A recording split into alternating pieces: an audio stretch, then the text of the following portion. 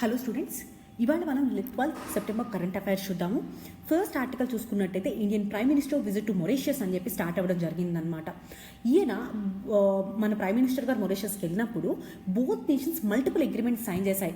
Trade మీద, maritime security మీద, defence మీద, రీజనల్ కోఆపరేషన్ అండ్ దాంతో పాటుగా అండ్ టైస్ని కూడా ఎలివేట్ చేయడం జరిగిందనమాట. ఒక్కసారి ఇండియా అండ్ మొరీషియస్ యొక్క బైలిటరల్ రిలేషన్స్ మనం చూసుకున్నట్టయితే ఫస్ట్ది డయాస్పోరా టైస్. ఇక్కడ మనం చూసుకుంటే India and Mauritius close historical టైస్ని షేర్ చేసుకుంటాయి ఇండియన్ డయాస్పోరాతో. 68% of the Mauritius population Indian origin వాళ్ళు. భోజ్పురి, తమిళ్, హిందీ కల్చర్ అనేది వైడ్లీ స్ప్రెడ్ అయి ఉంటుంది మొరీషియస్తో మనం గమనించినట్టయితే. నెక్స్ట్ వచ్చేటప్పటికి పొలిటికల్ రిలేషన్స్ పరంగా చూసుకున్నప్పుడు మొరీషియస్ ఇండియా యొక్క closest and most trusted partner. మనకి రెగ్యులర్ డిప్లొమాటిక్ ఎంగేజ్మెంట్ చూస్తే అర్థమవుతూనే ఉంటాయి మన టైస్. నైబర్హుడ్ ఫస్ట్ పాలసీలో చూసుకుంటే మొరీషియస్ చాలా ఇంటిగ్రల్ పార్ట్ అనమాట.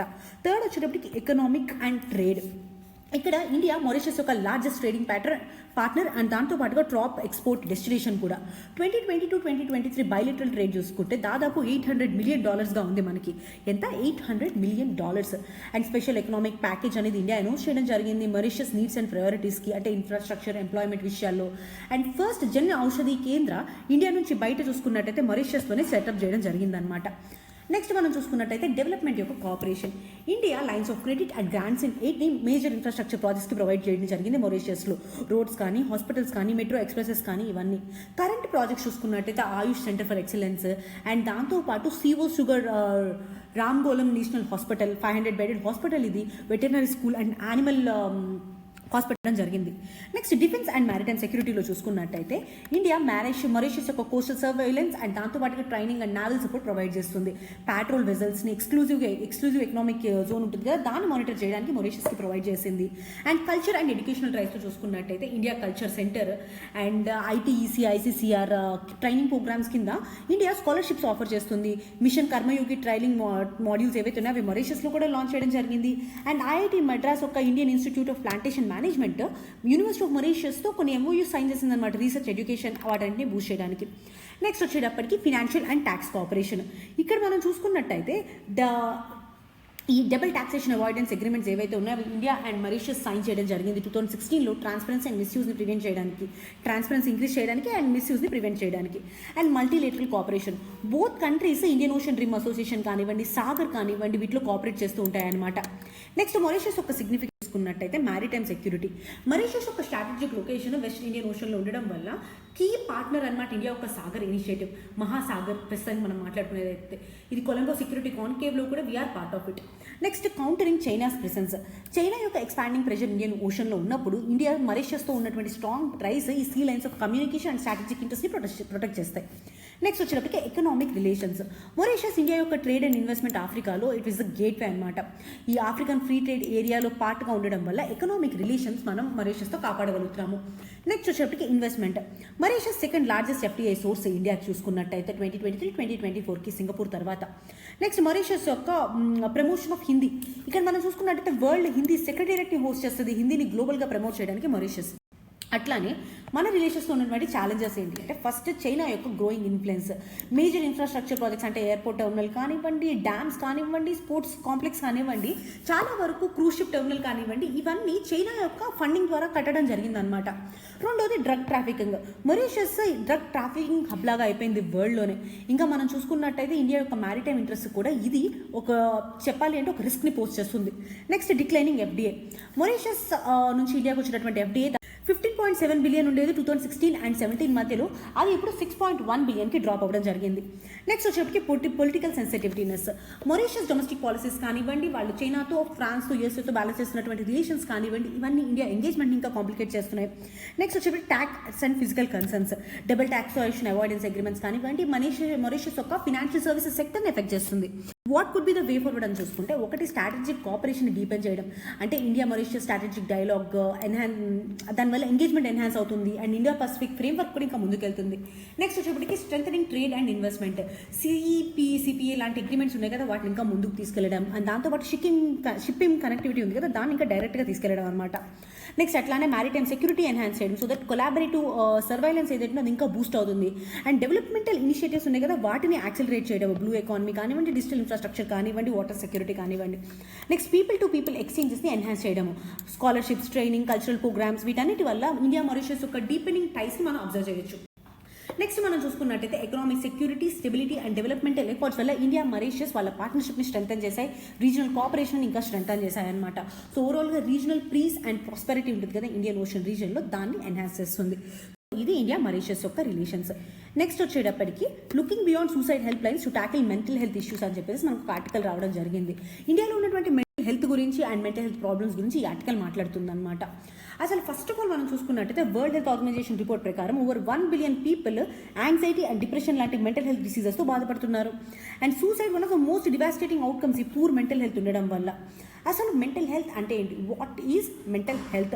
Mental health world health organisation definition ప్రకారం చూసుకుంటే a state of well being in which every individual realises their own potential, can cope up with the normal stresses in the life, can work productively and able to contribute to their community. So basic definition అనమాట. ఎప్పుడైనా సరే మనకి mental health question వచ్చింది అనుకోండి, అప్పుడు రాయాల్సినటువంటి definition ఇది ఏంటి? ఒక పర్సన్ ఒక వెల్ బీయింగ్ రోజు రెగ్యులర్గా ఉండేటువంటి స్ట్రెసెస్ని తనకి తను కోపప్ చేసుకోవడము, అండ్ దాంతోపాటు వాళ్ళు ప్రొడక్టివ్గా వర్క్ చేయడము, అండ్ దాంతోపాటు కమ్యూనిటీకి ఎఫెక్టివ్గా కాంట్రిబ్యూట్ చేయడము. సో ఈ మూడు mental health definition of the part అనమాట. సో హెల్తీ మెంటల్ స్టేట్ అంటే మెంటల్ ఇల్నెస్ లేకపోవడం కాబట్టి which is much more than that. ఇక్కడ మనం చూసుకున్నట్టయితే ఒక ఫండమెంటల్ హ్యూమన్ రైట్ కూడా, social economic, communal and personal గ్రోత్కి హెల్ప్ అవుతుంది. సో ఒక్కసారి మెంటల్ హెల్త్ కేర్ స్టాటిస్టిక్స్ చూద్దాం ఇండియాలో. World health organisation of estimate ప్రకారం చూసుకుంటే మెంటల్ హెల్త్ ప్రాబ్లమ్స్ వల్ల 2000 డైరీస్ పర్ 1000 పాపులేషన్ పోతున్నాయంట. నెక్స్ట్ ఇంకోటి చూసుకున్నట్టయితే 15% ఆఫ్ ద అడల్ట్ పాపులేషన్ ఇండియాలో మెంటల్ హెల్త్ ఇష్యూస్ ఎక్స్పీరియన్స్ చేస్తుంది. అండ్ అర్బన్ ఏరియాస్లో దీని ప్రివలెన్స్ ఎక్కువగా ఉంది, 13.5%గా ఉంది. అండ్ డైలీ అంటే ఏంటి అంటే disabled assisted life year. So బేసిక్గా ఏంటి, ప్రీమెచ్యూర్ మోర్టాలిటీ కానివ్వండి, డిజబిలిటీ కానీ ఇవన్నీ కలిపేసేసి 1 డైలీగా చెప్తారనమాట. 1 ఇయర్ ఆఫ్ ఫుల్ హెల్త్ పోతున్నట్టు ఆ పర్సన్కి. నెక్స్ట్ చూసుకున్నట్టయితే మనకి key drivers mental health issues పెరగడానికి first of all urban stress, rapid urbanisation, over crowding. And దీనివల్ల మనం అబ్జర్వ్ చేస్తాం కూడా, ఇందాక కూడా స్టాటిస్టిక్స్లో చూసుకున్నట్టయితే అర్బన్ ఏరియాస్లో 13.5% ఉంటుంది అని చెప్పాం కదా మనం. నెక్స్ట్ వచ్చేటప్పటికి ఫినాన్షియల్ ప్రెషర్, జాబ్ ఇన్సెక్యూరిటీ కానివ్వండి, కాస్ట్ రైజ్ అవ్వడం కానివ్వండి. సో దీనివల్ల దాదాపు more than 5% of the effects adults అనేవాళ్ళు ఎఫెక్ట్ అయ్యారు. నెక్స్ట్ వచ్చేటప్పటికి ప్రొఫెషనల్ కాంపిటీషన్, ఎడ్యుకేషన్లో వర్క్ ప్లేసెస్లో చూసుకుంటే హై కాంపిటీషన్ రీసెంట్గా. దీనివల్ల యాంగ్జైటీ, డిప్రెషన్, సూసైడ్ ఎస్పెషల్లీ యూత్లో మనం ఎక్కువ అబ్జర్వ్ చేస్తున్నాము. నెక్స్ట్ వచ్చేటప్పటికి డిజిటల్ ఓవర్లోడ్, సోషల్ మీడియా కానివ్వండి, స్క్రీన్ టైం కానివ్వండి, సైబర్ బులియం కానివ్వండి. సో వీటన్నిటి వల్ల డిజిటల్గా ఎక్కువ మనుషులు ఎఫెక్ట్ అవడం వల్ల సో ఈ మెంటల్ హెల్త్ అనేది ఇంకా ఎక్కువ ఎఫెక్ట్ అవుతుంది. దాదాపు more than 1 billion affected globally ఈ డిజిటల్ హెల్త్ ఇష్యూస్ వల్ల. Next stigma and awareness. ఇక్కడ మేజర్ ప్రాబ్లం ఏంటంటే ఇండియాలో కానీ వేరే కంట్రీస్లో కానివ్వండి, ఆ పర్సన్కి మెంటల్ హెల్త్ ఇష్యూస్ ఉన్నాయి అంటే ఎక్కడ సొసైటీ జడ్జ్ చేస్తుంది అనే భయం అనమాట. 70 to 90% of the affected individuals వాళ్ళు ట్రీట్మెంట్ కూడా సీక్ చేయరు. ఇది ఎన్ఎంహెచ్ఎస్ వాళ్ళ సర్వే ప్రకారం చూసుకున్నట్టయితే. ఒక్కసారి మెంటల్ హెల్త్ వల్ల ఉండేటటువంటి పూర్ మెంటల్ హెల్త్ వల్ల ఉండేటటువంటి ఇంపాక్ట్స్ ఏంటి అనేది చూద్దాము. ఫస్ట్ ఇంపాక్ట్ వచ్చేప్పటికి ప్రొడక్టివిటీ లాస్. మనం చూసుకుంటే యాబ్సెంటిజం కానివ్వండి, ఇన్ఎఫిషియన్సీ కానీ మెంటల్ హెల్త్ ఇష్యూస్ వల్ల పెరుగుతాయి. వరల్డ్ హెల్త్ ఆర్గనైజేషన్ ఎస్టిమేట్స్ ప్రకారం చూసుకుంటే డిప్రెషన్ అండ్ యాంగ్జైటీ దాదాపు 1 ట్రిలియన్ యాన్యువల్గా కాస్ట్ చేస్తుంది అనమాట. ఇండియా యొక్క ఐటీ హబ్స్, బెంగళూరు ఇలాంటి వాటిలో మనం మెంటల్ హెల్త్ ఇష్యూస్ ఎక్కువగా చూస్తున్నాము. అండ్ నెక్స్ట్ వచ్చేటప్పటికి మనకి social and emotional strain, relationships damage జరుగుతుంది, కాన్ఫిడెన్స్ పోతుంది. ఎగ్జాంపుల్ చూసుకున్నట్టయితే మనకి కోటాలో స్టూడెంట్స్ యొక్క సూసైడ్స్ ఎగ్జామ్ స్ట్రెస్ వల్ల ఎలా సోషల్ అండ్ ఎమోషనల్ స్ట్రెయిన్ జరుగుతుందనేది చెప్తాయి. నెక్స్ట్ మనకి ఎకనామిక్ బర్డెన్, ఇండియన్ ఎకానమీకి massive loss. World health organisation and దాంతోపాటు వరల్డ్ బ్యాంక్ ఒక స్టడీ చేశాయన్నమాట. ఏం చెప్పింది అంటే రూరల్ ఇండియాలో ఉన్నటువంటి ఫ్యామిలీస్ ఈ ట్రీట్మెంట్ కాస్ట్, అసలు మెంటల్ హెల్త్ గురించి తెలియదు వాళ్ళకి. అండ్ ఒకవేళ మెంటల్ హెల్త్ ఇష్యూస్ వచ్చినా వాళ్ళ ట్రీట్మెంట్ కాస్ట్ వాటిని భరించే శక్తిలో కూడా లేరు అని చెప్పింది. Next public health risk. ఈ క్రానిక్ డిసీజెస్ అండ్ ఎడిక్షన్స్ ఉన్నాయి కదా, వాటికి వనరబిలిటీని ఇంకా పెంచుతుంది. ఎగ్జాంపుల్ చేసుకుంటే ఎన్ఎంహెచ్ఎస్ సర్వే వాళ్ళు డిప్రెషన్తో పాటు comorbidity, alcohol abuse, drug abuse ఇవన్నీ పెరుగుతున్నాయని చెప్పింది అనమాట. ఇది మెంటల్ హెల్త్ యొక్క ఇంపాక్ట్. నెక్స్ట్ అట్లానే మెంటల్ హెల్త్ ఒక ఛాలెంజెస్ చూసుకున్నట్టయితే ఫస్ట్ ప్రయారిటీ ఇష్యూస్ అనమాట. దాదాపు ఈ మెంటల్ హెల్త్ ఇష్యూస్ కానివ్వండి వీటిని ట్యాకిల్ చేయాలంటే 93,000 కోట్లు కావాలి. కానీ ఎలకేషన్ చూసుకుంటే దాదాపు 600 కోట్లు 2019లో ఉంది. లేటెస్ట్ బడ్జెట్లో 1000 crores మాత్రమే ఉంది. మోస్ట్లీ ఫండింగ్ ఇష్యూస్ అనమాట. నెక్స్ట్ వచ్చేటప్పటికి ల్యాక్ ఆఫ్ ప్రాపర్ ఇన్ఫ్రాస్ట్రక్చర్. ఇక్కడ మనం చూసుకున్నట్టయితే 1 lakh పాపులేషన్కి ఓన్లీ 0.75 సైకియాట్రిస్ట్స్ ఉన్నారనమాట. అండ్ వరల్డ్ హెల్త్ ఆర్గనైజేషన్ కనీసం 3 ఉండాలి, 3+ ఉండాలని రికమెండ్ చేసింది. Next high treatment cost. ఇక్కడ first of all 83% treatment gap అనేది అబ్జర్వ్ చేస్తాం. And 20% of the household ఈ ట్రీట్మెంట్ కాస్ట్ భరించలేక పావర్టీలో ఒక్కటి పడిపోవడం మనం అబ్జర్వ్ చేయొచ్చు. నెక్స్ట్ చూసుకున్నట్టయితే మనకి implementation gap. Government of India mental health policy 2014 తీసుకొచ్చింది అండ్ మెంటల్ హెల్త్ యాక్ట్ 2017 కూడా తీసుకొచ్చింది. కానీ టైం లైన్స్ కానీ రిసోర్సెస్ మీద కానీ ఎలాంటి గైడ్ లైన్స్ సరిగ్గా లేకపోవడం అనమాట, క్లారిటీ లేకపోవడము. అర్బన్ రూరల్ డివైడ్, ఇక్కడ సర్వీసెస్ కానివ్వండి లేదా ఎకనామిక్ యాక్టివిటీ మోస్ట్లీ సిటీస్లో కాన్సన్ట్రేట్ అయి ఉంటుంది అండ్ దాంతోవల్ల మెంటల్ హెల్త్ ప్రాబ్లమ్స్ ఎక్కువగా ఉంటాయి అండ్ దాంతోపాటు ఆ హాస్పిటల్స్ కానివ్వండి దానికి సంబంధించినటువంటి సర్వీసెస్ సిటీస్లో ఎక్కువగా ఉంటాయి. ఇప్పుడు రూరల్ ఏరియాస్ వరకు అంత సర్వీసెస్ వెళ్ళవన్నమాట. ఆ అర్బన్ రూరల్ డివైడ్ ఈ సర్వీసెస్లో కూడా ఉంది. నెక్స్ట్ స్టిగ్మా అండ్ డిస్క్రిమినేషన్, ఇండివిజువల్స్ని హెల్ప్కి అడగనీయకుండా చేస్తుంది స్టిగ్మా అండ్ డిస్క్రిమినేషన్ అండ్ దాంతోపాటు ల్యాక్ ఆఫ్ అవేర్నెస్. ఈ మెంటల్ హెల్త్ కేర్ గురించి ఉన్నటువంటి నెగ్లెక్ట్ కానివ్వండి, మిస్కాన్సెప్షన్స్ కానివ్వండి ఇంకా ఉంటూనే ఉన్నాయన్నమాట. ఒక్కసారి ఆఫ్ ఇండియా తీసుకొచ్చినటువంటి ఇనిషియేటివ్స్ చూద్దాం. First national mental health programme services and support యాక్సెస్ని పెంచడానికి. Next mental health care act 2017 తీసుకొచ్చింది. సో ఇది ఒక రైట్స్ బేస్డ్ లెజిస్లేషన్ అంటే ఇన్సూరెన్స్ కవరేజ్ అండ్ పేషెంట్స్ ప్రొటెక్షన్ని ఎన్హాన్స్ చేసింది. ఇంకోటి నిమ్హాన్స్ అనమాట, ఇది ఒక ఎపెక్స్ రీసెర్చ్ ఆర్గనైజేషన్ ఇండియాలోనే మనకి ఈ మెంటల్ హెల్త్ గురించి. నెక్స్ట్ వచ్చేటప్పటికి టెలిమానస్ ఇనిషియేటివ్ 24/7 టెలిఫోన్ ప్లాట్ఫామ్ అనమాట కౌన్సిలింగ్కి సపోర్ట్కి.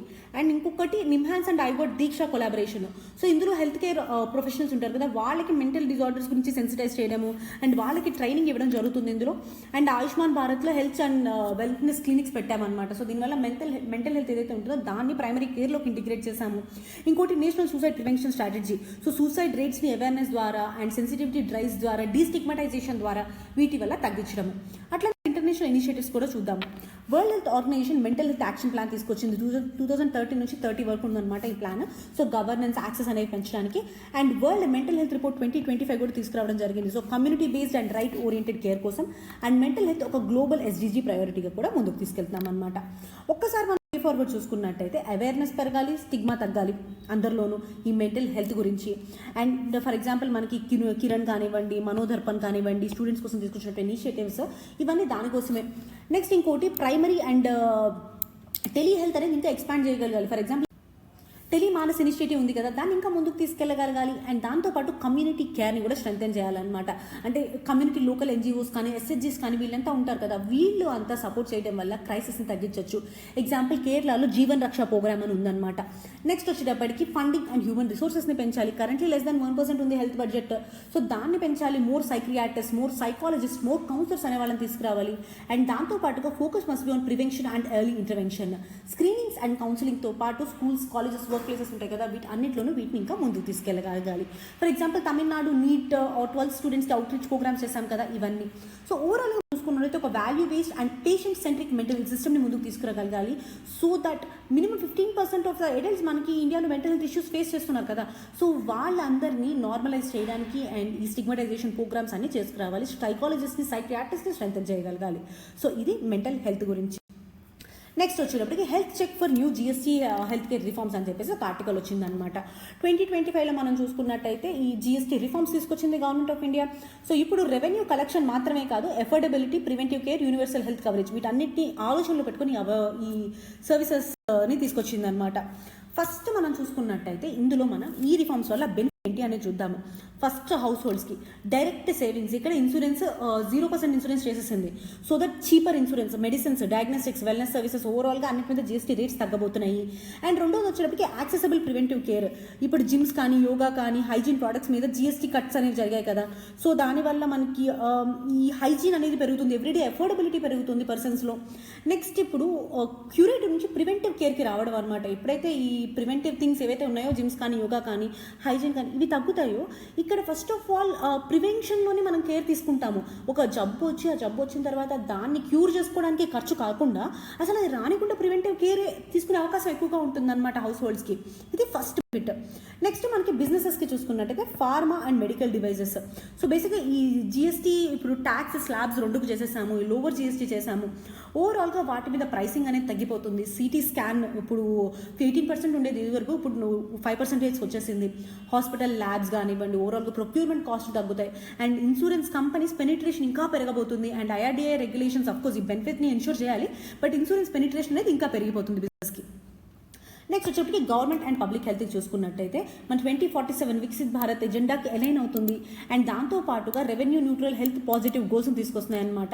ఇక్కడ చూసుకుంటే సిగరెట్స్ 58 నుంచి 85% వరకు ట్యాక్స్ అవుతున్నాయి, షుగర్ డ్రింక్స్ 40% సిన్ గుడ్స్ కింద. అట్లానే ఏదైతే అవసరమైనటువంటి హెల్త్ కేర్ ప్రోడక్ట్స్ ఉన్నాయో వాటిని కంప్లీట్గా జిఎస్టీ లేకుండా చేశాం కదా. సో రెవెన్యూతో పాటు హెల్త్ కూడా పాజిటివ్ అవ్వబోతుంది ఇది. అండ్ నెక్స్ట్ లాంగ్ టర్మ్గా ఎన్సీడీస్ అంటే నాన్ కమ్యూనికబుల్ డిసీజెస్ ఉన్నాయి కదా, వాటిని తగ్గించే అవకాశం కూడా ఉంటుంది.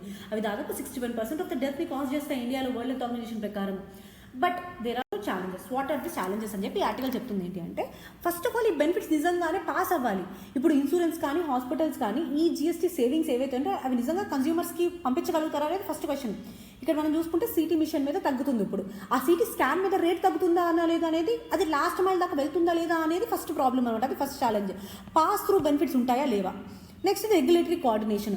ఐఆర్డీఏ అండ్ దాంతోపాటు జిఎస్టీ కౌన్సిల్ మస్ట్ జాయింట్గా వర్క్ చేయాలన్నమాట. ఇవన్నీ ఇంకా ముందుకు తీసుకెళ్లాలంటే, అంటే ఈ ట్యాక్స్ కట్స్ని కానీ కన్సిస్టెంట్గా అన్ని ఇన్సూరెన్స్కి అప్లై అవ్వాలి అంటే. నెక్స్ట్ వచ్చేటప్పటికి మోరల్ హజార్డ్. ఎప్పుడైతే ఇన్సూరెన్స్ లాంటివి ఎప్పుడైతే చీప్ అవుతాయో అవి సర్వీసెస్ని ఓవర్ యూస్కి అవుతుందన్నమాట. ఫర్ ఎగ్జాంపుల్ యూఎస్లో ఇన్సూరెన్స్ మోడల్స్ ఉంటాయి. దీనివల్ల ఏంటి అంటే అన్నెసరీ హాస్పిటలైజేషన్స్. అంటే ఇప్పుడు హాస్పిటల్ కూడా ఇన్సూరెన్స్ వస్తుంది అంటే ఆ పర్సన్కి నిజంగా రోగం లేకపోయినా ఒక 5 days ఉండండి అలాంటి చెప్పే అవకాశం ఉంటుంది కదా. సో చీపర్గా ఎప్పుడైనా సరే ఇన్సూరెన్స్ వచ్చినప్పుడు ఓవర్ యూజ్ అయ్యి మిస్యూజ్ అయ్యే ఛాన్సెస్ ఉంటాయి. నెక్స్ట్ వచ్చేటప్పటికి రెవెన్యూ బ్యాలెన్సింగ్. జిఎస్టీ రేట్స్ ఎప్పుడైతే లోవర్ ఉంటాయో ఎసెన్షియల్ ఐటమ్స్ మీద, అవి సిన్ ట్యాక్సెస్తో మనం బ్యాలెన్స్ చేస్తున్నాం అనమాట. అంటే states already GST compensation gaps అనేవి ఫేస్ చేస్తున్నాయి. అండ్ లిక్కర్ టొబాకో మీద మాత్రమే జిఎస్టీ యొక్క రిలయన్స్ ఉండడం అనేది which is going to be very hard. అంటే వాటి మీద మాత్రమే ఎక్కువ ఉన్నాయి కదా, అంటే ఇప్పుడు స్టేట్స్కి వచ్చేటటువంటి వాటా అనేది తగ్గబోతుంది. అదొక ఛాలెంజ్. నెక్స్ట్ ఈక్విటీ కన్సర్న్స్ అనమాట. ఇప్పుడు ప్రీమియం నాన్ ఐసీయూ రూమ్స్ వచ్చేటప్పటికి మనకి 5% ట్యాక్స్ చేస్తున్నారు. అండ్ ఇక్కడ మనకి పబ్లిక్ అండ్ ప్రైవేట్ డివైడ్ కూడా అబ్జర్వ్ చేయొచ్చు. ఎట్లా అంటే middle class patients public hospitals like AIIMS కానీ ఈఎస్సీ కానివ్వండి, ఈ ప్రైవేట్ కేర్ కాస్ట్ ఎక్కువగా ఉన్నాయి అని చెప్పేసి షిఫ్ట్ అయ్యే అవకాశం ఉంటుంది కదా. సో ఇవన్నీ ఈక్విటీ కన్సర్న్స్ అనేవి ఉన్నాయన్నమాట. What the way forward? First of all transparent monitoring ఉండాలి. అంటే ఇన్సూరెన్స్ కానీ హాస్పిటల్స్ కానీ జిఎస్టీ సేవింగ్స్ ఉన్నాయి కదా, అవి కన్సూమర్స్కి పాస్ చేయగలగాలి. ఫర్ ఎగ్జాంపుల్ స్టంట్స్ మీద ఎన్పీపీఏ వాళ్ళ యొక్క జిఎస్టీ కట్స్ ఇవన్నీ ఫైనల్ దాకా రాగలగాలి, లాస్ట్ మైల్ దాకా. నెక్స్ట్ వచ్చేటప్పటికి అవేర్నెస్ క్యాంపెయిన్స్, ఇన్సూరెన్స్ అప్టేక్ ఇవన్నీ ప్రమోట్ చేయాలి. సో ప్రధానమంత్రి జన్ధన్ యోజన ఉంది. బీహార్ అండ్ యూపీలో రూరల్ ఎన్రోల్మెంట్స్ బాగా బూస్ట్ అయినాయి దీనివల్ల, అంటే మనకి చెప్పాలి అంటే హాస్పిటల్ ఎకో సిస్టంలో. నెక్స్ట్ వచ్చేటప్పటికి integrate with Ayushman Bharat. So ఈ కవరేజ్ ఏదైతే ఉందో ఇది అన్కవర్డ్ గ్రూప్స్లో ఇంకా రావాలన్నమాట. అర్బన్ ఇన్ఫార్మల్ వర్కర్స్ కానివ్వండి, సో వీళ్ళందరూ ఇందులోకి ఇంక్లూడ్ అవ్వగలగాలి. అండ్ ప్రైమరీ హెల్త్ కేర్ నెట్వర్క్ని స్ట్రెంథెన్ చేయాలి. So that affordable diagnostic and మెడిసిన్స్ని రూరల్ ఏరియాస్లోకి తీసుకెళ్ళగలుగుతాం మనము. తమిళనాడులో టీఎన్ఎంఎస్సి మోడల్ అని చెప్పి ఉంటుందన్నమాట. సో పబ్లిక్ హెల్త్ క్లినిక్స్ ఉంటాయి కదా, అక్కడ లో కాస్ట్ డ్రగ్స్ తీసుకోగలుగుతారు అక్కడ. అండ్ దాంతోపాటు ఈ సిన్ ట్యాక్స్ ఏదైతే సిన్ గుడ్స్ నుంచి ట్యాక్స్ ఉంటుంది కదా, అది ఆ రెవెన్యూని హెల్త్కి వాడగలగాలి. So that non communicable diseases prevention కానివ్వండి, దాని ఇన్ఫ్రాస్ట్రక్చర్ డెవలప్ చేయడానికి వాడాలి. సో ఓవరాల్గా కంక్లూజన్ చూసుకున్నప్పుడు 2025 జిఎస్టీ హెల్త్ రిఫార్మ్స్ ట్యాక్సీ నుంచి అంటే రెవెన్యూ ఒక్కటే కాకుండా హెల్త్ ఈక్విటీ కోసం కూడా కృషి చేశాయి, యూనివర్సల్ హెల్త్ కవరేజ్ కోసం కృషి చేశాయి. సో దీని యొక్క effective implementation and regulatory vigilance and behavioural change దీంతో పాటు కప్పల్ అయితే మోర్ హెల్దియర్ అండ్ ఈక్విటబుల్ ఇండియాని మనం బిల్డ్ చేయగలుగుతాము. సో ఇది ఇవాళ ఇంపార్టెంట్ కరెంట్ అఫైర్స్, అది కూడా మనకి మెయిన్స్ లెవెల్లో. మీకు ఒకవేళ కొంచెం ఫాస్ట్గా అనిపించినట్టయితే కొంచెం ప్లేబ్యాక్ స్పీడ్ అనేది తగ్గించుకొని వినండి. Thank you so much for hearing with us and please like it.